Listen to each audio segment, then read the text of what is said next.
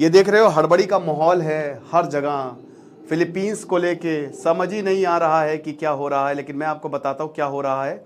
हो ये रहा है कि ये जो शिप है चाइना कोस्ट गार्ड का 5901, इसने ऐसी तबाही मचा के रखी हुई है, एक सनसनी सी फैला दी है इसने पूरे रीजन में कि आखिरकार ये चाइना का शिप क्या कर रहा है। चाइना आज नहीं तो कल युद्ध करेगा। ईस्टर्न लद्दाख में भयानक फौजें तैनात है, सब कुछ चाइना ने अपना वहां पे झोंक दिया है, सारी फौजें वहां पे लगा दी है। क्या भारत को अटैक करेगा? We don't know. क्या ताइवान को अटैक करेगा? Sure shot. ताइवान को आज नहीं तो कल चाइना अटैक करेगा। शी जिनपिंग को जबरदस्त सत्ता मिली है और सीधा व्लादिमीर पुतिन के रास्ते पे चल रहे हैं। This is not the era of war. ऐसा कौन बोला? हमारे पीएम मोदी। बट ऐसा लग रहा है this is the era of war, it seems like, क्योंकि हर कोई युद्ध कर रहा है और चाइना भी इसमें कूदेगा ही कूदेगा। नैन्सी पेलोसी जब से गई हैं तब से आप समझ ही सकते हैं कि सबकी हालत जो है वो टाइट है। और यहां चाइना ने एकदम फिलीपींस के पास एक्सक्लूसिव इकोनॉमिक जोन, क्या होता है ये कि आपके जो पानी का बॉर्डर होता है, जैसे भारत है कुछ किलोमीटर पे भारत का बॉर्डर है पानी का, ठीक है, तो अब ये तो मैरीटाइम बाउंड्री हो गई आपकी, लेकिन आप उसके आगे भी इतने किलोमीटर तक आपका राइट है उस पानी पे। मतलब आप अगर शिप वहां पे फिशेस हैं, ऑयल है, वो आप कर सकते हो, लेकिन उसके बाद आपका राइट नहीं है। अगर एक्सक्लूसिव इकोनॉमिक जोन के अंदर चाइना आ गया तो भारत कार्रवाई कर सकता है, लेकिन एक्सक्लूसिव इकोनॉमिक जोन के 1 किलोमीटर तक अगर चाइना रहा तो कोई दिक्कत नहीं है। मतलब उसके पार भी तो फिर भारत कार्रवाई नहीं कर सकता। तो ये बेसिकली राइट्स हैं एक कंट्री के, ठीक है, विद इन द एरिया, कि वो फिशिंग करें, ऑयल निकाले, जो भी निकाले। तो अब इनके जस्ट कुछ किलोमीटर पे चाइना का ये खतरनाक मॉन्स्टर शिप 165 मीटर लंबा, एक जो बास्केटबॉल कोर्ट होता है वो 28 मीटर का होता है, तो समझ लीजिए इतना लंबा जो पूरा का पूरा जो शिप है वो आके खड़ा हो गया। और हालात बहुत बुरे, साउथ चाइना सी की बात हो रही है, तो हर जगह हाहाकार मच गया, ठीक है। तो यहां पे वियतनाम ने मूवमेंट को मॉनिटर किया और यही कह रहे हैं ना कि कुछ इसी तरीके की हड़बड़ी जो है वो देखने को मिली जैसे ही ये शिप आया। तो 17 जून की बात है, तो चाइना का कोस्ट गार्ड ये फिलीपींस के नेवी पर्सनल को इसने कन्फ्रंट किया। ये 17 जून का ये खबर है, जब यहाँ पे आप देख सकते हैं टक्कर सी हो गई है, ठीक है। तो फिलीपींस वही कह रहा है कि भैया क्या कर रहे हो, क्यों अनयूजुअल है। चाइना को जो इतना बड़ा शिप 6 जुलाई को आ गया यहाँ पे फिलीपींस के एक्सक्लूसिव इकोनॉमिक जोन पे, इसने यहीं पे छत्ता गाड़ दिया, मतलब यहाँ पे अपने एंकर जो है वो लगा दिया, यहीं पे अपना खूंटा गाड़ के बैठ गया है। तो आखिरकार इसमें क्या प्रॉब्लम है? प्रॉब्लम यह है कि ये देशों के बिल्कुल पास खड़ा हो गया है जिससे इनकी दुश्मनी है। फिलीपींस कोस्ट गार्ड ने जैसे ही देखा तुरंत अलर्ट पे आ गए हैं कि जबरदस्त अलर्ट पे रहो भैया सब।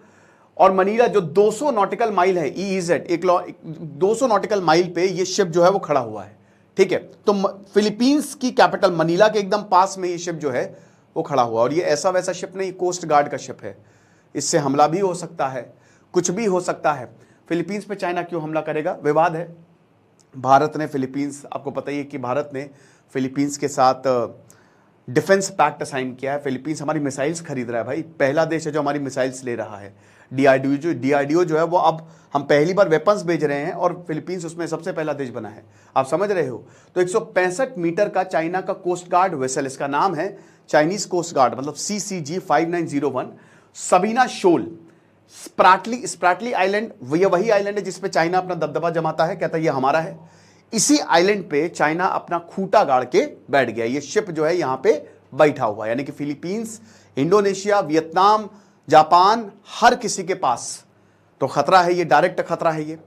अब उसके बाद जो कोस्ट गार्ड है वो देख रहे हैं कि भैया क्या कहीं हमला तो नहीं कर दे, लगातार इसकी पेट्रोलिंग कर रहे हैं। बट इतना बड़ा शिप है ये कि सब देख के डर रहे हैं कि आखिरकार इसका ये क्यों यहां पे आया है। देखिए जितनी भी देश हैं जिनकी कोस्टल लाइंस है, अब देखिए ये वाला साउथ चाइना सी पे विवाद है। चाइना कहता है 90% साउथ चाइना सी हमारा है, ठीक है ना। तो यहां पे पूरा का पूरा विवाद है, जो अपनी 9 डैश लाइन 10 डैश लाइन पे पूरा विवाद जो चलता आ रहा है।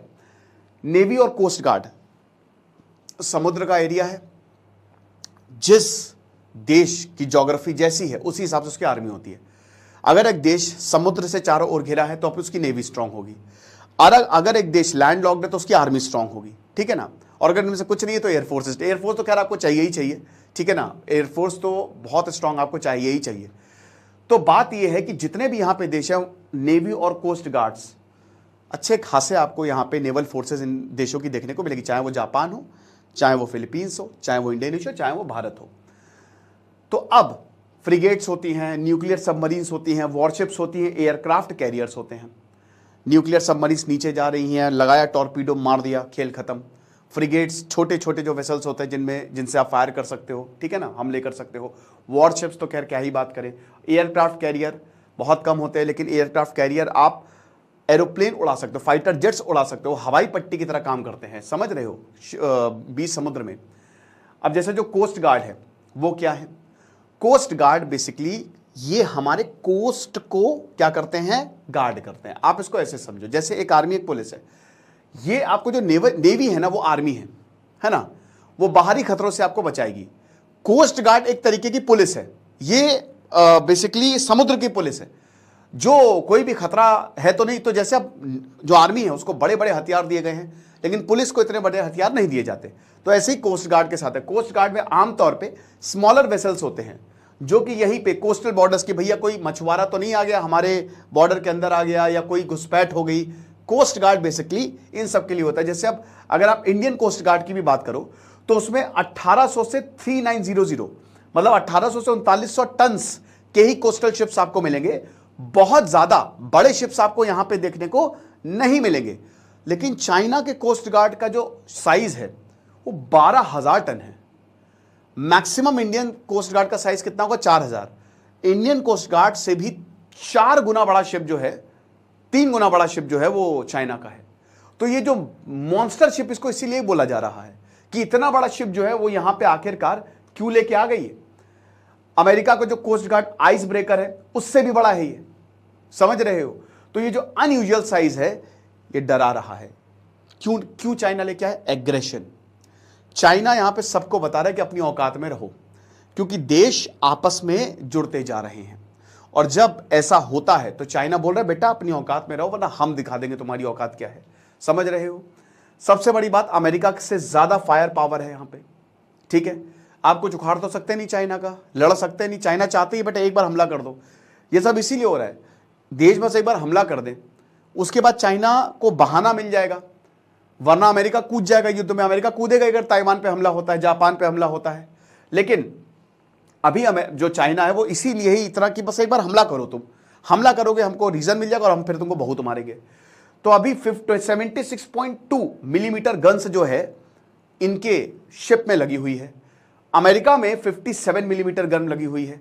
तो आप देख सकते हो कि अमेरिका से भी ज्यादा ताकतवर ये शिप खड़ा हुआ है, बीचों बीच देशों के खड़ा हुआ है। समझ रहे हो। अब आप देख सकते हो 165 मीटर का है, तो 28 मीटर का ये एक जो बास्केटबॉल कोर्ट होता है 28 मीटर का होता है, तो लगभग 6 बास्केटबॉल कोर्ट को कंबाइन कर दो, इतना बड़ा तो ये शिप है। और बास्केटबॉल कोर्ट भी अच्छा खासा बड़ा होता है, ठीक है ना। तो चाइना के मोटिव की बात करें तो चाइना का मोटिव यही है कि हमको चाहिए ताइवान और हमको चाहिए साउथ चाइना सी, जो इतने बगल में 200 नॉटिकल माइल पे खड़ा कर दिया है, फिलीपींस के एकदम बगल में ला दिया है। तो यही चाहिए। तो अब जो जेट एरियला है वो बता रहे हैं कि इसने ये बोला कि जो फिलीपींस है, जब मतलब इनसे पूछा तो फिलीपींस और जितने भी अगल बगल देश है वो ठीक ठाक रहे। यहां पे इंटेंशंस के बारे में जब पूछा गया, अब जो चाइना है उसने एक स्मॉल बोट भी डिप्लॉय की है, छोटी बोट भी डिप्लॉय की है। एक बड़ा शिप तो होता है लेकिन छोटी छोटी बोट्स भी होती हैं, ताकि नजर रखी जा सके अगल बगल। डेफिनेटली वो जो वाटर्स है उसमें नहीं आएगा। अब ये देखिए चाइना क्लेम कर रहा है, ये देख रहे हो ना, ये चाइना की लाइन है पूरी की पूरी, ये चाइना क्लेम कर रहा है। ये जो रेड में आपको दिख रही है, तो पार्सल आइलैंड हो गया, जितने भी स्प्राटली आइलैंड हो गया, एक्चुअली ये बहुत ही रिसोर्स रिच नेशन है। अब यहाँ पे इंडोनेशिया आपको मिलेगा, मलेशिया आपको मिलेगा, चाइना तो है ही है, जापान आपको मिलेगा, फिलीपींस आपको मिलेगा, वियतनाम आपको मिलेगा, कंबोडिया आपको मिलेगा, थाईलैंड आपको मिलेगा, लाओस आपको मिलेगा।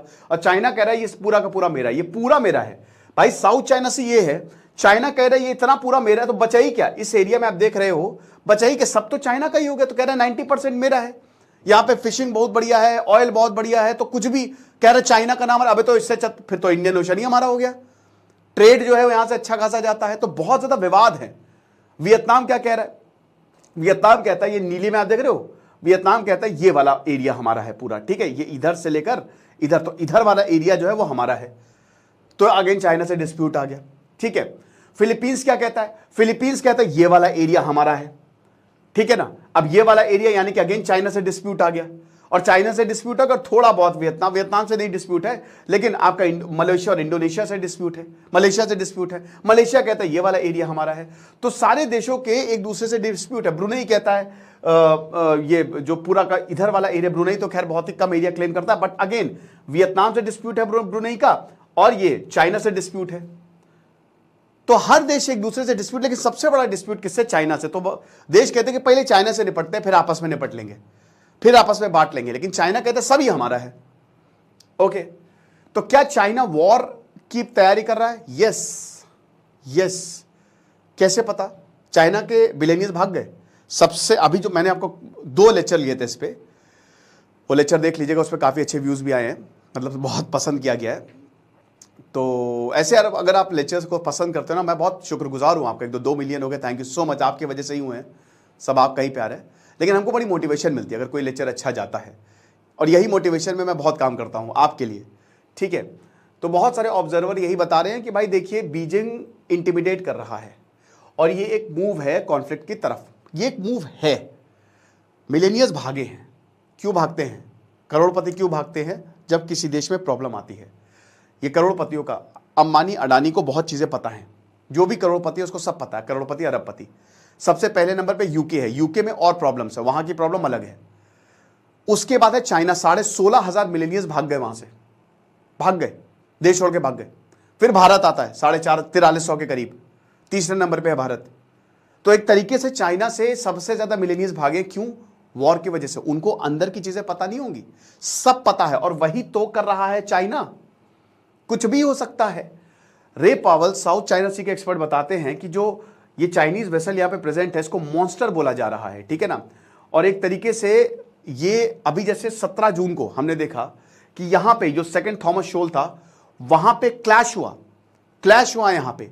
जो फिलीपींस की बोट थी वो आपस में टकराई, और फिलीपींस की सेकंड थॉमस शोल पे प्रेजेंस है, अच्छी खासी प्रेजेंस है, ठीक है ना। 1999 से लगातार यहां पे बैठा हुआ है। तो मल्टीपल फिलीपींस पोस्ट पे ये मॉन्स्टर वेसल जो है वो गया है। क्यों गया है? क्या रेकी करने, भांपने? और ये बड़ी चिंता की बात है इन देशों की। 17 जून को जो क्लैश हुआ है, जो फिलीपींस की बोट्स है वो एक दूसरे से भिड़ गई, जिसमें फिलीपींस के जवान जो है वो घायल हुए, ये डेंजरस है। अब सबसे बड़ी बात यह है कि देश कर क्या रहे हैं। अकेला फिलीपींस हरा पाएगा? नहीं। जापान, अमेरिका, जापान के शायद डिफेंस पैक्ट साइन कर ले, ठीक है। फिलीपींस शायद डिफेंस पैक्ट क्या कर ही लेगा, कि डिफेंस पैक्ट समझते हो सबसे इंपॉर्टेंट होता है ये। इसी से वर्ल्ड वॉर 3 शुरू होगा। अगर तुम्हारे ऊपर हमला हुआ, हम भी आएंगे। वर्ल्ड वॉर 1 इसी वजह से हुआ, एक के ऊपर हमला हुआ तो दूसरा कंट्री अपने आप आ गया, देश अपने आप आ गया, ठीक है ना। तो एशियन, जितने भी एशियन नेबर्स हैं, अभी जो मीटिंग हुई है मतलब 2017 में, और फिर से ये मीटिंग होने वाली है कि सबसे पहले तो पीसफुली मैनेज को किया जाए, लेकिन ऐसा हो नहीं रहा है। चाइना जो बहुत ज्यादा एग्रेसिव है। तो वही बता रहे हैं कि जो ट्रीटी साइन की है, ठीक है, फिलीपींस और अमेरिका ने एक दूसरे से ट्रीटी साइन की, वैसे ही जापान के साथ ट्रीटी साइन करेंगे ये। भारत ऑलरेडी मदद कर ही रहा है फिलीपींस की कि हम तुमको मिसाइल्स देंगे। तो बात इतनी सी है कि अभी सबको साथ में आना पड़ेगा। इंडिया जापान तो है ही है, लेकिन बाकी देश भी बहुत इंपॉर्टेंट रहेंगे। तो ये हिसाब किताब है। मेरे ख्याल में जापान ने अभी बोला था, मैंने बताया था आपको कि जापान ने बोला था कि हम अपनी जो हमारे मिलिट्री है हम उसको ईज करने वाले, हमारा जो आर्टिकल है, ठीक है, उसको हम हटाएंगे। देखिए जब जापान 1945 के बाद से जापान में जब बॉम्ब गिरा, एटम बॉम्ब, तो अमेरिका ने सारी जिम्मेदारी ले ली उनकी सुरक्षा की, और जापान ने सिर्फ और सिर्फ इकोनॉमी पे फोकस किया। अब उसका देखिए ऐसा नहीं था कि अमेरिका ने तरस खाया, पता है क्यों? क्योंकि जापान से डर गए थे सब। पूरी दुनिया जापान से थर थर काम गई थी कि भाई ये जो मॉन्स्टर है, ये गॉडजिला, एक्चुअल का गॉडजिला, इसको शांत करो। सबसे पहले जापान ने सबको हरा दिया था, अमेरिका को भी हरा ही देता वो, है ना। उसके बाद जापान के हाथ बांध दिए गए, हनुमान जी की जैसे बहुत ताकतवर थे, हनुमान जी की शक्तियों को बांध दिया गया था, ठीक है, तो वैसे ही जापान को बांध दिया, उसकी शक्तियों को बांध दिया गया। जापान ने कहा है कि हम वापस से उसी फेज में जाएंगे, और अगर ऐसा हुआ, फूमियो किशिडा ने बोला है, तो चाइना क्या, अमेरिका क्या, सब तैयार रहे। क्योंकि अगर जापान अपनी पे आया तो जापान समझ लीजिए कि पूरी दुनिया की बैंड बजा देगा। जापान के लोग बहुत मेहनती है, बहुत ही डिसिप्लिन्ड हैं, जापान के लोग बहुत नेशनलिस्ट हैं।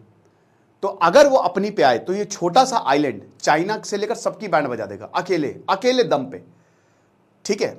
तो ये समझना चाहिए चाइना को भी, क्योंकि यही चाइनीज को जापानों ने घुटने तले ला दिया था, जिंदा जला देते थे जापानीज, पूरे चाइना की ऐसी की तैसी कर दी थी। तभी तो जापान और चाइना का भी दोस्ती नहीं हो सकती, बहुत ब्रूटैलिटी की चाइना ने, जापान ने चाइना के ऊपर।